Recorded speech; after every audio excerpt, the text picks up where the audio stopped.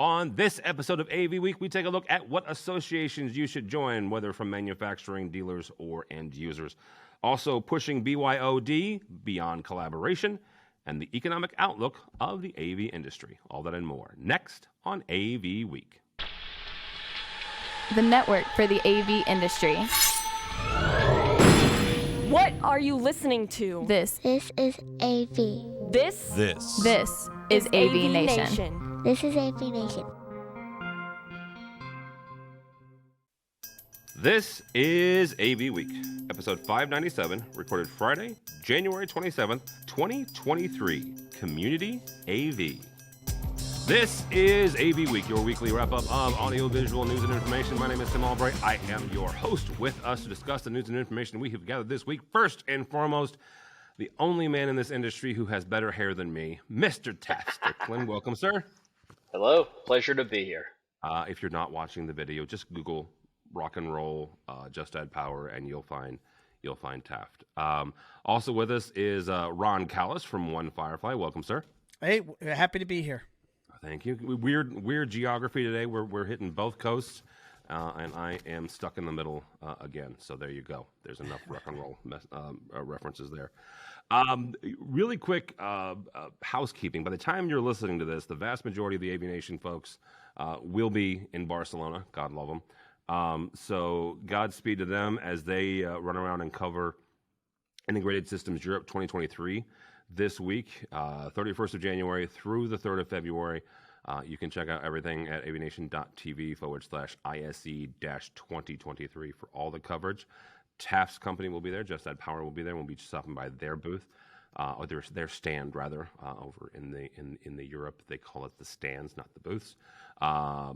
If you're heading over there, or if you're over there already, make sure you stop by the AVNation Tweet Up on Tuesday, the 31st, from 2 to 4. CET in the Influencers Lounge. So, all right, first story comes to us from AVIXA and the AVIXA Pro AV Business Index.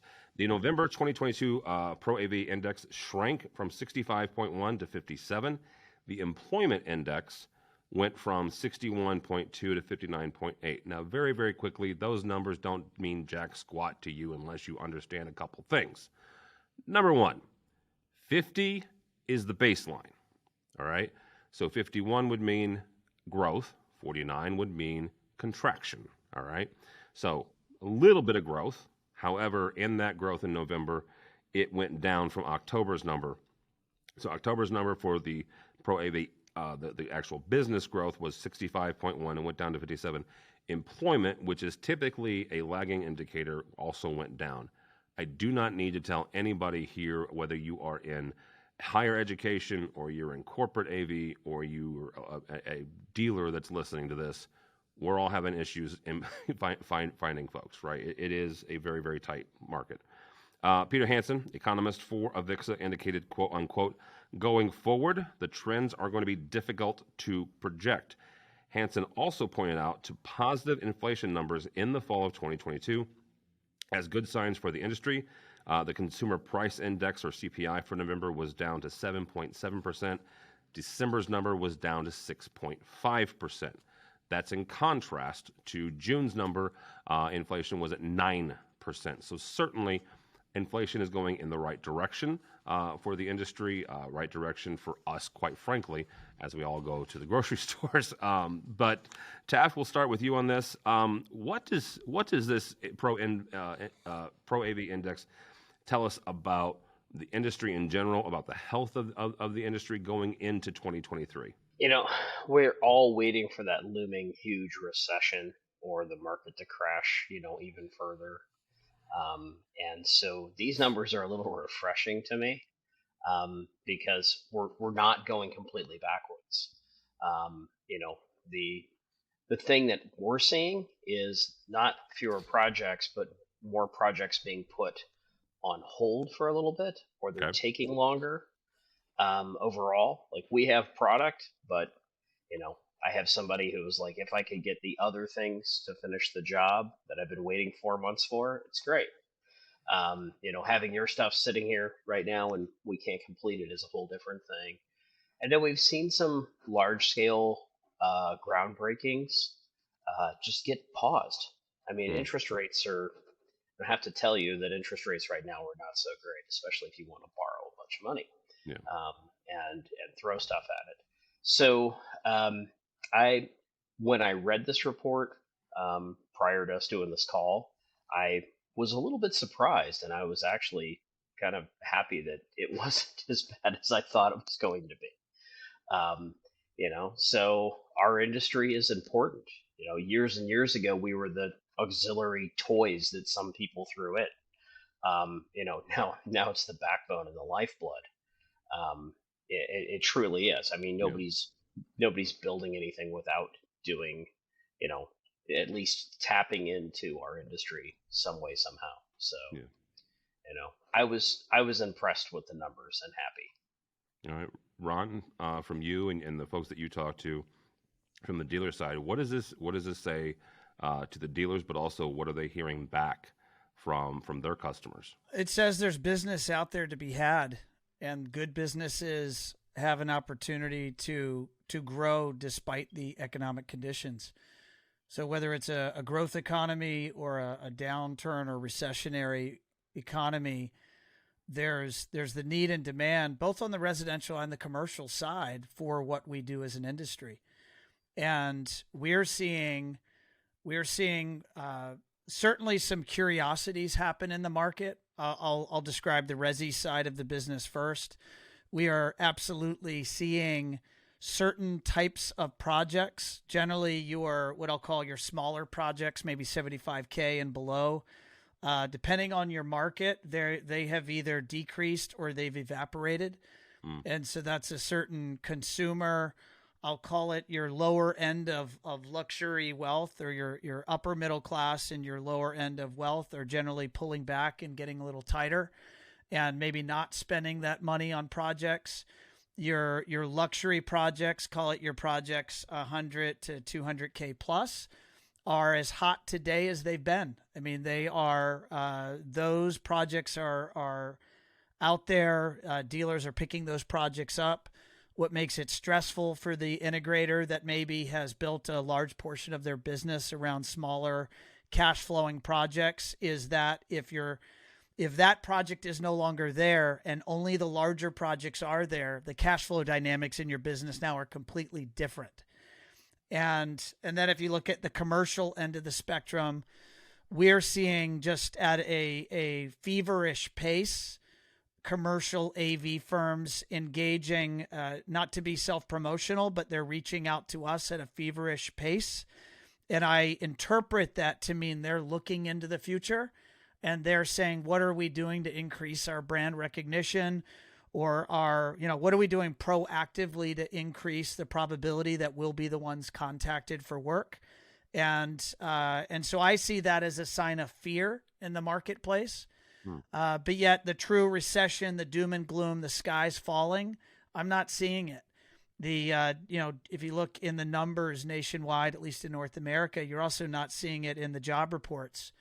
So I think we're just in a really strange economy. It's clearly inflationary. I think we'll be inflationary for the balance of the decade, despite if the Fed starts easing. And I think it's a case where businesses, if they just buckle down and put nose to the grindstone, there's business to be had and growth to be had, because many people will be fearful and pull back. And those that don't, that push forward, there's opportunities to grow. That's what I'm seeing. Really quickly, because I want to highlight something here. Ron and OneFirefly is a high value, well-known marketing firm for AV, and I'm simplifying what OneFirefly does, but Sure. In general, that's what you guys do. Do you think that because you said you saw it as possibly fear? Do you think maybe the market, or maybe the owners that have grown up with good marketing are maybe seeing it not necessarily as fear, but they're recognizing the value of marketing now and saying, wait a minute, our pipeline's not great. We do need to invest in marketing. Marketing is oxygen for a business, for any business. And for a long time, I've been in this game for 23 years. I know many of our listeners probably have been at it much longer than that.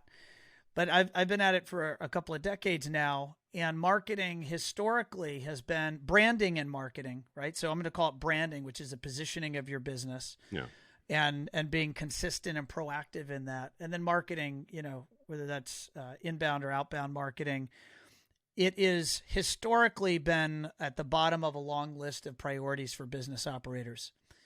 And I'm seeing that it's working its way up the list, at least in terms of a conversation and or a strategy that they need to have correspond to their business strategy. So i.e. defining where are they trying to take their business, whether that's entering new product categories, dealing with particular setbacks or challenges in the economy, whether that's macro or micro economy, and or maybe they're wanting to pick up new lines and promote it. Maybe they want to enter new markets. Marketing's role is to be the partner and the ally of that business strategy to help it become realized in an active way versus a passive way.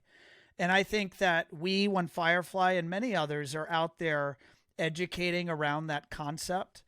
And I think that it's being heard. And I think the result is, I could equally tell you this is perhaps we're in a recession. I actually think we are in a recession. It's always weird about that. You have to wait like a few more years to pass before the economists can tell you whether you are actually in a recession or not. But I think there's certainly plenty of fear out there in the marketplace. And I think that there's no doubt there's an increased awareness whether people are doing more marketing internally in their organizations and paying attention to what they're doing and what they're investing, whether they're partnering with other agencies or specialists like a OneFirefly. We're seeing growth in the category. And, I think it's exciting. It's exciting for us because there's strategies to implement when the market's challenged, and there's strategies to implement when the market's booming. Yeah. And there's just different ways to play the game. Next story is Barco has launched the second gen ClickShare Conference CX50 from AV Magazine. The new model supports dual screen, which gives room for remote participants and keeps them visible. It also, the new line also brings in USB and higher energy efficiency. Taft, I want to start with you on this. Where is the appetite for physical connections, USB-C, all these other connections? Where is the appetite for that when it comes to customers and when it comes to the stuff that you guys are hearing back from the field? It's big. I mean, bring your own device is massive. And I've got to hand it to the guys at Barco for creating a solution that's not just a little black box that you can buy at Kmart or Best Buy, that has the potential to have things put on it that shouldn't be put on it, and can be kept secure. So I've followed them for a while, since they came out with their first gen product. I think it's pretty cool. I've seen it in applications and projects where our stuff's gone in. And funny enough, not that long ago, I went in and did a presentation and in a meeting and actually used the product, and it was the earlier generation. Yeah. But when you look at what they've built their own secure ecosystem, as versus relying on somebody else's technology to go in and screen share or mirror or whatever. And I think it's a cool product, and I think the fact that they're integrating people who are remote as people that are in the office. I mean, as far as I can tell, that's pretty much every office right now. This person's here, this person's there, and I think it's pretty cool. So again, integrating the people in the office with the people that are not in the office, and being able to share back and forth and do split screen is pretty neat. But I do think the appetite for physical connection is there, just the whole bring your own device thing is pretty massive. Nobody really wants to touch stuff right now. They still don't want to. Still don't want to. But I'll touch my own stuff, like physical devices. Well, yeah, because you know where it's been, right? And that's the thing is, you know what you've done with it. You don't know, how many trips around the world, something else has taken. So, Ron, same sort of question, but also, look at it from the, how the dealers are interacting with the AV users and the IT folks. And Taft mentioned something there, and that's the security of it, right? And the security of these systems. How is that impacting and changing what dealers are having to do with the clients and what the clients are having to, I guess, allow on their systems to maintain the security of it? From my perspective, Tim, if you allow, I'm curious. I'm looking at the marketing and the messaging around this announcement, and it looks like it's going to be on display at ISE in the Barco booth. Looks like that's at booth 3D400. So people that are listening and want to check that out, walk over there and check it out, put your eyes on it. But what really jumps out to me is two things. Certainly the UCC concept or conversation around making the folks that are working from home and making the people that are working from the office unified in the environment and their ability to share and participate in conferences and meetings. From a marketing and messaging standpoint, it is everything. It is all the rage. It is all the work that we at OneFirefly are doing for the integrator to make sure that UCC is better understood. And what you're also seeing from the manufacturers is they're putting R&D dollars in and their product development and their marketing around really broadening and expanding the platform of products and product mix that are going to work for people in the home and in the office. And what I find particularly fun and interesting from Barco is they're really working in this sustainability, and they're talking about reducing and a well-balanced carbon footprint on all of their products. And this particular product, the CX50, what does it say here, is the first carbon neutral wireless conferencing solution on the market. I think that is really a now. I don't know that we would have seen that in the messaging and marketing from these vendors, 2, 3, 4 years ago, but it's very much in terms of, I'd be curious if Taft, if you're working that into some of your product mix and your marketing, but I think there's an audience out there that are really those two hot topics, the UCC conversation and the sustainability conversation. It's front and center in this messaging. As far as sustainability, nobody beats us. What you bought 12 years ago still works today. Same network, do firmware updates, make things backwards compatible. There's no reason for our box to ever be a paperweight. Come see us at the next trade show. We'll show you some new things. Might be hardware, might be software, but what you have is not a paperweight. And so that's really where we've driven from, is for people to be good stewards with their money, and for us to not end up in a landfill. So so that's a lot of fun. And what I would also say is, I think some of that, what you guys are talking about there is the next generation. I don't want to say generation, but I'm going to. The next generation, the next iteration, the next group of folks coming into decision making. You're not aging us, are you, Tim? We're all old, dude. All three of us, right? All three of us. I'm trying to cover all my gray hair with my hat. I know how old the two of you are, and I believe I'm older than both of you. I'm 25, so if you're older than 25, then yeah. But you've got the next group of leaders coming up, right? And you've got the next group of IT managers coming up, and the next group that are taking care of the higher education facilities and the higher education networks. These are people, men and women who are making these decisions, and they grew up in an era of recycling is 100% important, right? Sustainability is 100% important, right? And yes, I'm going to age all three of us because we grew up before that happened, right? I mean, Captain Planet, as much as we all love him, wasn't that successful of a sustainability model, right? It just wasn't. And yes, y'all that you're 30, go Google Captain Planet and have a laugh on us. But you have these folks that they did grow up in the recycling era. They did grow up in the sustainability era. And now they're in as a decision-making position where energy efficiency is important, where, carbon neutral or carbon footprint is important. I think that you're right.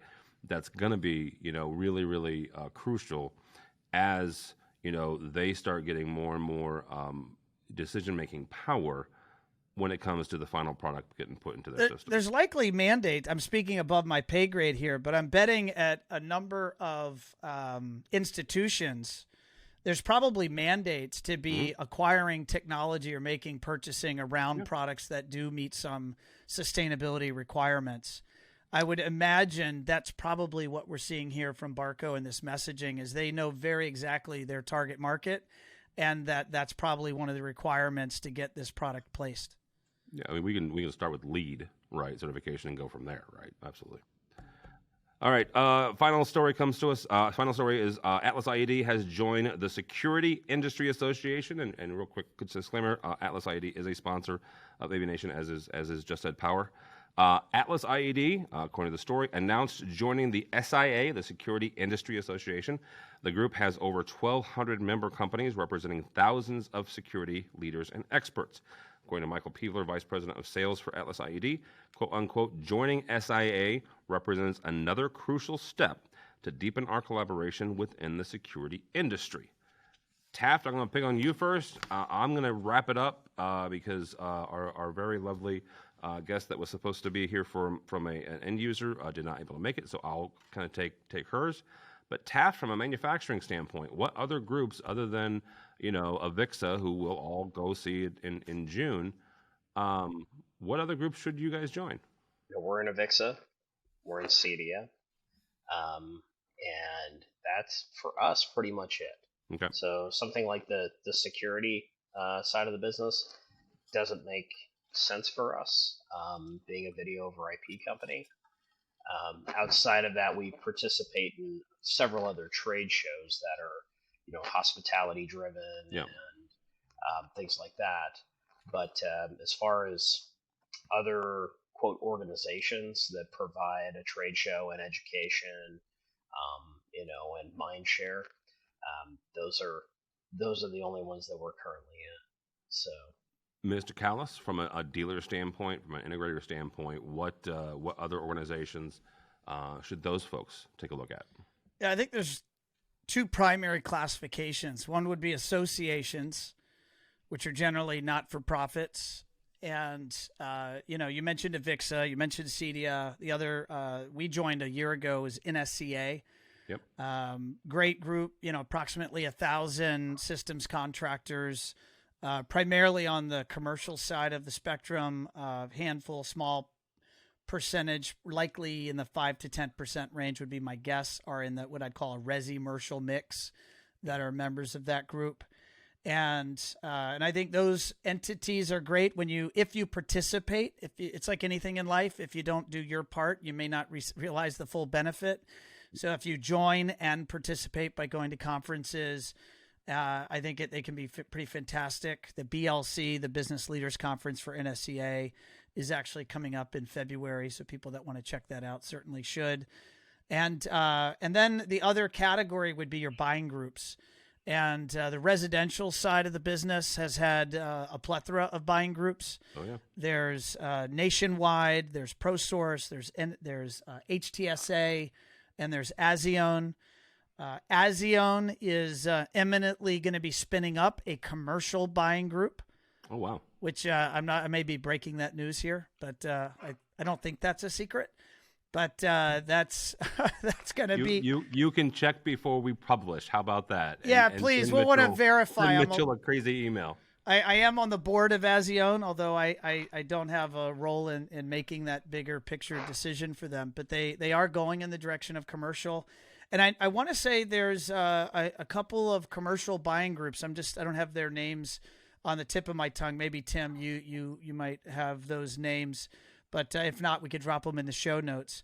But I think it's really looking at associations and/or buying groups, and all of the above are awesome when you participate at conferences, participate in education, and participate as a member of the community. This is really about community, where you are not only learning from manufacturers, but you're maybe even more importantly learning from your peers. And you're also a part of that community, meaning you're also sharing. So when you share, I believe when you share, you receive tenfold back. So I try to share as much and often as possible. Yeah. And those would be, I guess, at the high level, a summary of my thoughts. So I'll give you guys a couple more, and there's a couple of buying groups. There's on the commercial side, there is not a whole lot, especially not compared to the residential side. Off the top of my head is Edge, which was known as USAV for previous, I think that's 6 months ago or so. Patrick and Whipke can email me later and tell me exactly, but that's the only overtly buying group. But I'm going to mention a couple of groups here, organizations, associations, and you guys kind of push back or just comment. Number one for users is HETMA, right? Buddy Joe Way, Higher Education Technology Managers. They are expanding that beyond education, right? They're inviting but they're inviting corporate, they're inviting IT professionals to join that group as well. The AV user group out of Owen Ellis out of the UK. They do have a couple of North American chapters. They are actually just getting ready. They just announced last week a meeting of that group in New York. I want to say in March, off the top of my head. They also have a group that meets in San Jose. So two major technology hubs in the States. Certainly one. IMCCA is another group for users as well, and then a couple for anybody, right? Manufacturers or whoever. Bixie is one. And I'll put Bixie out there for a number of different reasons. First of all, cabling and infrastructure is incredibly important, but they have a lot of really good standards and they have a lot of really good certifications, especially as more and more AV moves onto the network. Now, last week, I talked about AV being IT, and you can beat me up for that later, but specifically as more transport of the signals moves on the network, Bixie will be incredibly important. And then I'll throw out NAB and CTA. Dear friend has a company that makes AV products. He has been, and his company has been a member of CTA for well over 30 years. And incredibly important. Yes, CTA is the group that actually puts on CES, the Consumer Electronics Show, but they're incredibly important on legislation, on getting in front of Congress, at least in the States, and getting the needs of the community heard. And then NAB is becoming increasingly more important, especially on the corporate side of AV, because there are more and more corporations that are rolling up and spinning up their own production spaces internally. They're putting together virtual production, and this is the DirectView LED walls that act and basically replace the green screens. And you can Google Mandalorian virtual production, and you'll be amazed, right? So more and more corporations are putting that into effect, and the folks that are responsible for running those facilities, NAB is not a bad place to go. And if you are involved in putting those in and installing and supporting them, NAB is not a bad place to go. So those are a couple more that I had written down as well. No, I thought that was a fantastic list. I would just add, Tim, that anyone that is not a part of some community, yeah, all of the names dropped here are relevant. And what you should do ultimately is check out their events, contact their people, learn about the way that you participate as a member, and find what feels comfortable and where you're going to gain the most value. But don't just stay in your foxhole, which is running your business in isolation and imagining that all your problems, you're the only one in the world that has them. The reality is there are so many others out there fighting the same battles. And when you join these communities, you find your brothers and sisters in arms that'll help you figure things out and or point you in the right direction. And as a community, we're much stronger than any single entity. So I think any of these probably fit into that category. All right. Well, that will do us for now. Gentlemen, thank you so much. Taft, Stricklin, how do people get a hold of you or Just Add Power? You can find us at justaddpower.com.